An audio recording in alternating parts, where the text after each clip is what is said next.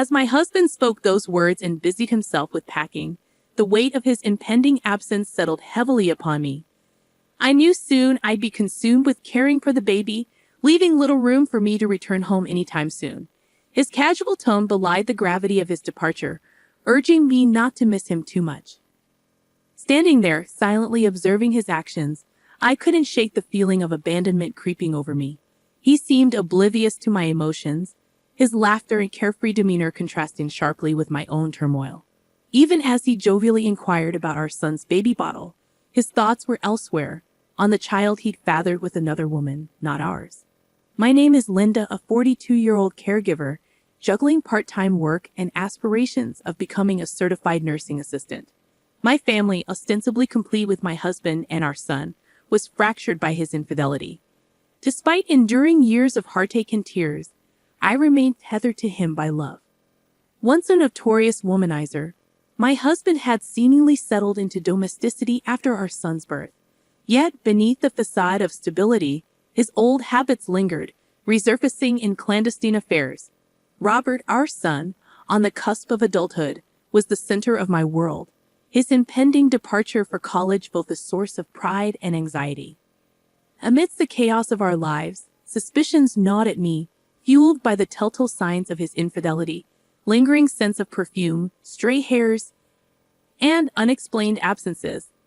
Despite my intuition, I lacked the courage to confront him, choosing instead to endure in silence. Then, during a seemingly ordinary family dinner, the truth threatened to unravel. In a rare moment of candor, fueled by alcohol, my husband's words betrayed his guilt.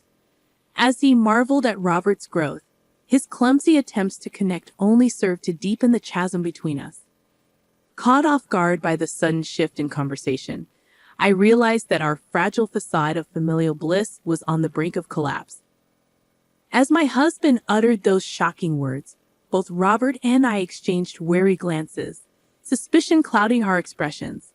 With a gulp, he drained the remainder of his beer, his next revelation hanging heavily in the air. "The thing is," he began, his voice faltering slightly, "my girlfriend is pregnant." The room fell into an eerie silence, the weight of his confession leaving us stunned. Girlfriend? Pregnant? It seemed incomprehensible, nonsensical. I couldn't help but emit a dry, incredulous laugh.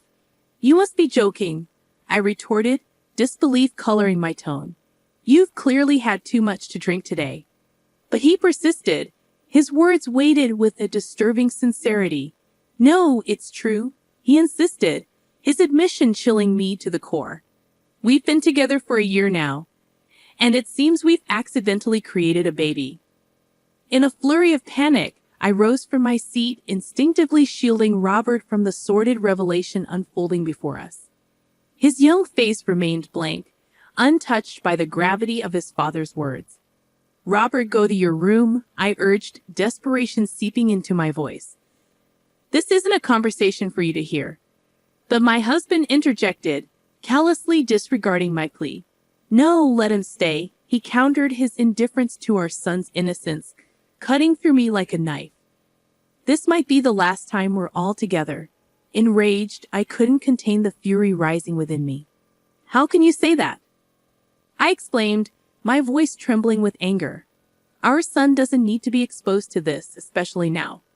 In a sudden surge of protectiveness, I enveloped Robert in a tight embrace, seeking solace in the warmth of our bond.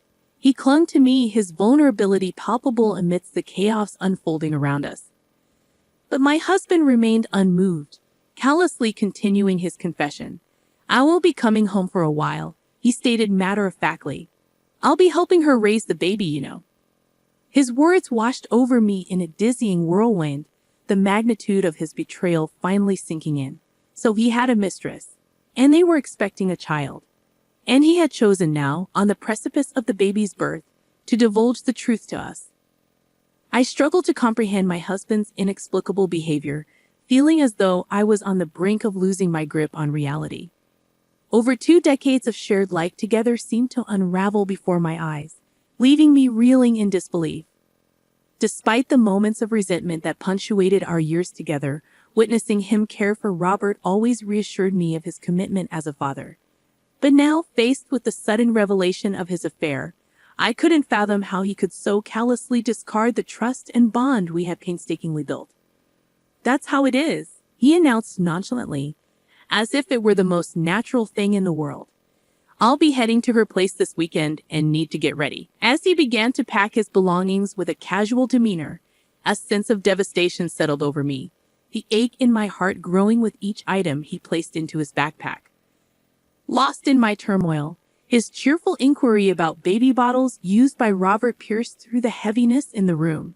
Silently, I shook my head, unable to muster a response.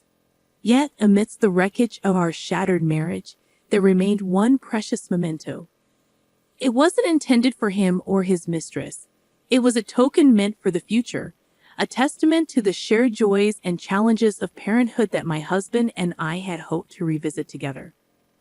As he departed the room, dismissing the sentimentality of our shared memories, I couldn't help but wonder if he had truly forsaken us. Did he just abandon us? Robert's voice trembled with unshed tears, echoing the question that lingered unspoken in my own heart. 3 days later, as my husband prepared to leave for his mistress's place, I confronted him with the shattered remnants of my trust. "I believed in you," I choked out through tears, my voice breaking with the weight of betrayal. His response cut through me like a knife, a cruel mockery of our shared dreams. "I always wanted another child," he declared callously, his laughter ringing hollow in the wake of his betrayal. "But you were always too busy, weren't you? We grew older, and I knew we couldn't have another one." As he callously dismissed our shared pain, Robert's glare burned with unspoken fury, a silent witness to his father's betrayal. With a heavy heart, he offered me solace, his gentle touch of balm for the wounds inflicted by the man who had once been our anchor. "What's with that look?" My husband's dismissive words hung in the air, leaving a bitter taste of abandonment in their wake. "By the time I come back, I won't be around anymore. Are you okay with that?" My husband's words cut through the air with callous indifference, leaving a bitter taste of abandonment in their wake. With a resigned nod, I replied, "Sure, you're an adult now, right? You've lost your childlike charm and you're not as cute anymore. I've heard my girlfriend's baby is a girl, so I might like her even more than you." Robert's reaction was swift as he lunged at his father, his frustration and hurt boiling over. For a moment, my husband flinched, but then he met Robert's glare with a cold indifference. "Ah, she's so young and cute, unlike you guys," he retorted dismissively. "I'm really looking forward to our future together." The truth hung heavy in the air as Robert spoke up, his voice laced with resentment. "Yeah, I get it now. You're the worst dad. At least now both Mom and I can make up our minds. We know what to do." Joining Robert's side, I added my voice to his defiance. "You should know that there will be no home for you to return to anymore." My husband, visibly annoyed, shook off Robert's grip and departed without so much as a goodbye, leaving behind a void where our family once stood united. But we refused to remain passive in the face of his betrayal. Already we had begun to strategize, laying the groundwork for our next steps.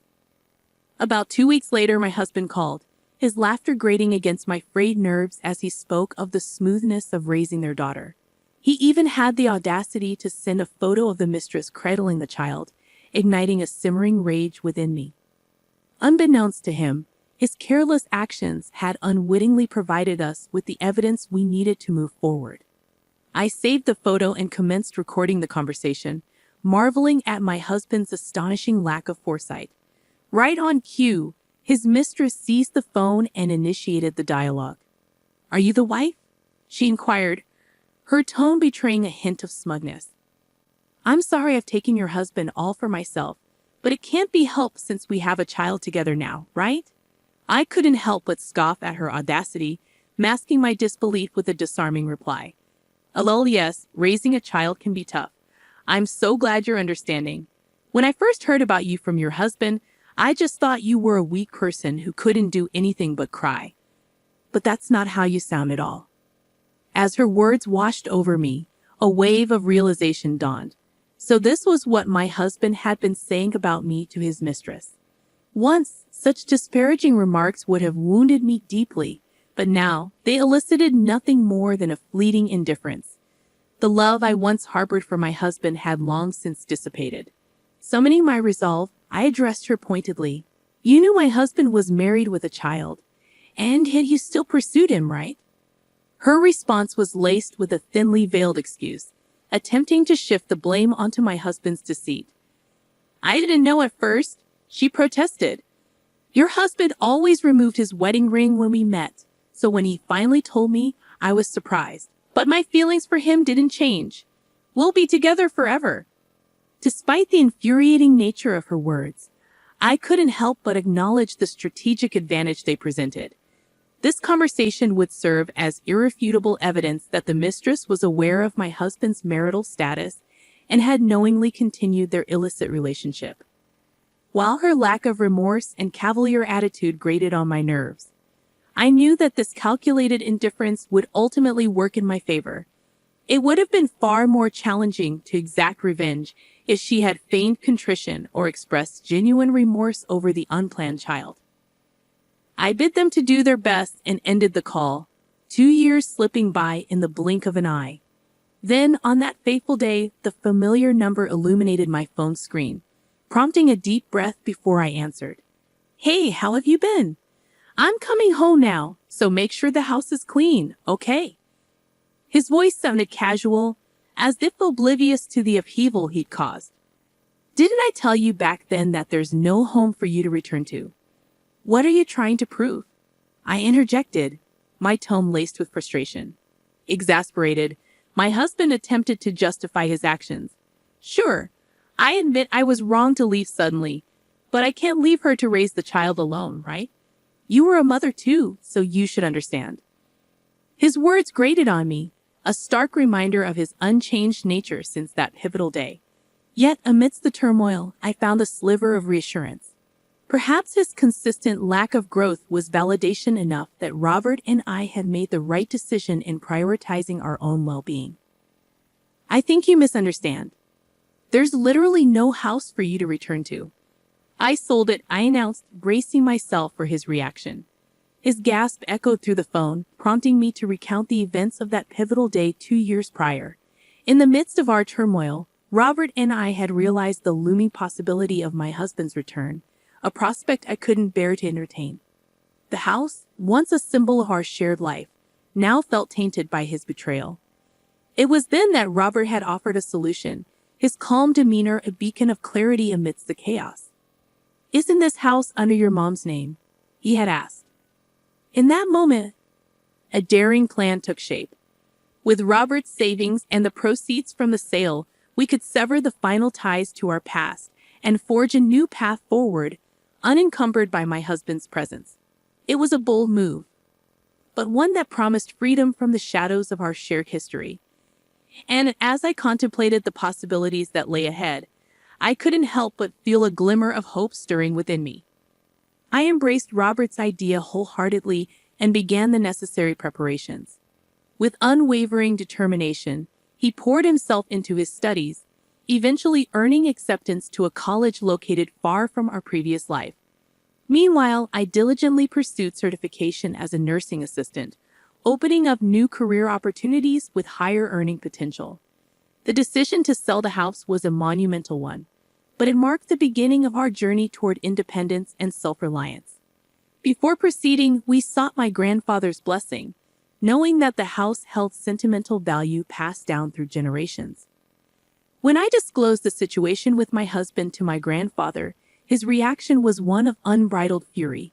Yet, in his anger, he also offered his unwavering support, generously providing us with a portion of their savings to facilitate our fresh start. Moved to tears by my grandparents' kindness, we embarked on our new life, settling in the state where Robert's college awaited. As we adjusted to our new surroundings, I couldn't help but feel a sense of gratitude for the love and support that had propelled us forward. Yet, amidst the chaos of our transition, my husband remained oblivious to our whereabouts, having shown little interest in our lives during Robert's crucial exam period. You can't bluff me like that. His voice grew increasingly agitated, revealing his mounting panic. Unfazed, Robert calmly asserted our newfound independence. If you doubt us, you're welcome to come see for yourself. But for now, we're busy. Goodbye. As my husband's protests grew desperate, Robert seized the phone, his voice cutting through the tension with unwavering resolve. Dad, you said it yourself. We don't need you anymore. We don't need a father who abandons us to be with his mistress. His words struck a chord, evoking a raw vulnerability in my husband that I had seldom seen. Please wait, he pleaded, his voice tinged with desperation. I know I messed up, but don't abandon me. I reclaimed the phone from Robert, steeling myself to deliver the final blow. You may not agree to a divorce, but we're moving forward with the preparations anyway, I asserted, my voice firm with resolve. And did you know that alimony payments for fathering a child with your mistress during our marriage can be almost double the usual amount? Better start preparing for that. Without waiting for my husband's response, I ended the call, rejecting his subsequent attempts to reach out. I had no desire for further stress. From now on, he would bear the financial burden of raising a child with his mistress while supporting me with alimony payments. My husband had always been reliant on me, lacking real skills and showing little initiative in household chores. His absence left behind a trail of untended messes, a stark reminder of his dependence. I couldn't envision his relationship with his young lover lasting, given his track record of irresponsibility. Speaking my mind had lifted a weight off my chest, and I took a deep breath, feeling lighter despite my exhaustion. Robert's concern for me was evident, but I reassured him with a forced smile. I'm fine, I assure him. Let's go out and eat something you like today. His worry lingered, but he attempted to maintain a cheerful demeanor for my sake. I found his consideration endearing, his debate over dinner options melting away my worries. Despite the challenges we faced, I was determined to create new happy memories with my son in our unfamiliar surroundings. As I pondered our future, a sense of optimism washed over me. Robert's kindness and concern for me touched my heart, but I knew I needed to prepare him for a future of independence. Teaching him to cook would be a priority, ensuring he could fend for himself when the time came. With my husband out of the picture, I no longer felt lonely. As I envisioned our future together, a laugh bubbled up from within me, a sense of freedom and clarity washing over me. With him gone, I could now live the rest of my life with a clear conscience, unburdened by the weight of his presence.